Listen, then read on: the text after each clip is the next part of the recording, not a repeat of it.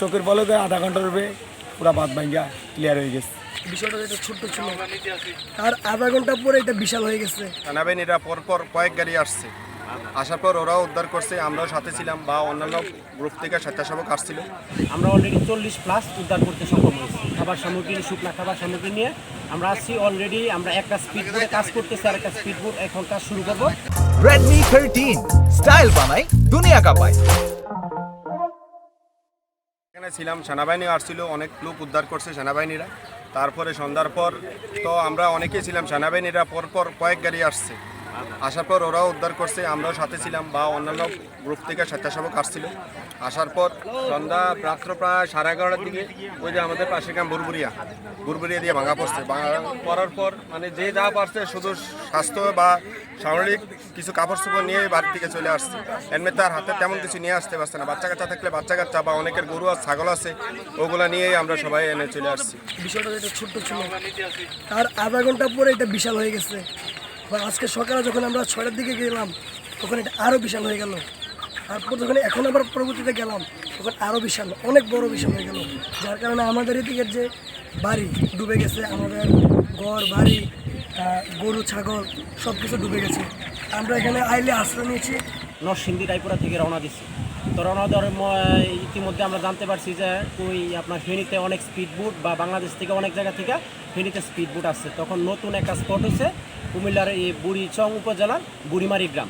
তখন আমরা 2টা স্পিড বোট, একটা আপনার এই খাবার সামগ্রী, শুকনা খাবার সামগ্রী নিয়ে আমরা আসছি। অলরেডি আমরা একটা স্পিড বোটে কাজ করতেছি, আর একটা স্পিড বোট এখন কাজ শুরু করবো।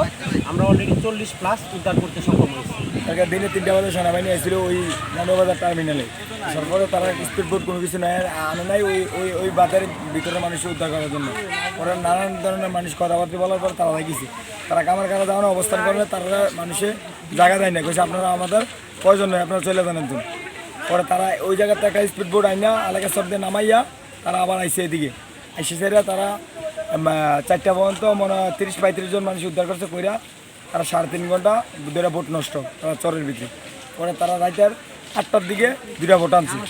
বোট আইনে সেরা পরে মানুষ জড়ো জড়ো তার সাথে গ্যাঞ্জাম হয়ে গেছে। গ্যাঞ্জাম হওয়ার পরে 8:30 বাজে প্রায় 9:45 এই টাইমে আপনার এদিক দিয়া সিলান পড়ছে, বাদ ভাঙ্গিয়া যাইতেছে। পরে মানুষ দৌড়তেছে আস্তে আস্তে, মানে চোখের পলকে আধা ঘন্টার উপরে পুরা বাদ ভাঙ্গা ক্লিয়ার হয়ে গেছে কথা। আর বর্তমানে 2টা-3টা ইউনিয়ন পানিবন্দী মানুষের, কিছু মানুষ ছাদের উপর অবস্থান করতেছে, কিছু সংগঠনের মানুষ আপনার নৌকা কেউ স্পিড বোট নিয়ে উদ্ধার কাজ চালাচ্ছে। কালকে রাত্রে 11টার দিকে বাদ ভাঙিয়ে গেছে আর আমাদের মুনির ভাইয়ের সব বিপদে সাঁতার কাটতে কাটতে গুলি ছাড়ে অনেক কষ্ট করে।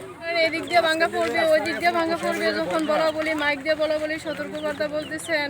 এরপরে আমাদের অভিভাবক যারা আছেন সবাই আইলের মধ্যে অবস্থান করছেন। যখন মানে সাধারণ গতিতে পানি বের হচ্ছিল তখন আমরা সবাই বলা বলি করতেছে ভাঙা পড়ে গেছে। তখন আমরা মনে করেন নিজের শরীরটা নিয়ে কোনো মতে গরু বাছুর নিয়েই রাস্তায় বসছি। সারা রাত্র মনে করেন মানুষ চলাচল করছে, আমরা তো দাঁড়াই কাটাইছি গরু বাছুর নিয়ে। আমরা বেড়াতে সব ওই পার আসছি জাঙ্গালে, আর হেনটা সেনাবাহিনীরা হেনটা গুরমুটি লাগাইছে আর এদিক দিয়ে মাইরা দিচ্ছে। আর এনটা তার আইতে আইতে এখন আমরা যা পারছি কইছে, যা পারছি এডি লুয়ে আইতে পারছি, আর শব্দ পানিতে বেশি রাস্তা আছে। বুরবুরিয়া গ্রামে গোমতির বেড়িবাদ ভাঙ্গার অবস্থায় আমরা বন্দি অবস্থায় আছি। আমাদেরকে পাবলিক ত্রাণ সামগ্রী একটু হেল্প করতেছে। সরকারি কোনো লোকজন আমাদের কাছে এখনও আসে নাই। একটু দয়া করে সরকারি লোকজন আমাদেরকে হেল্প করলে আমরা উপকৃত হব।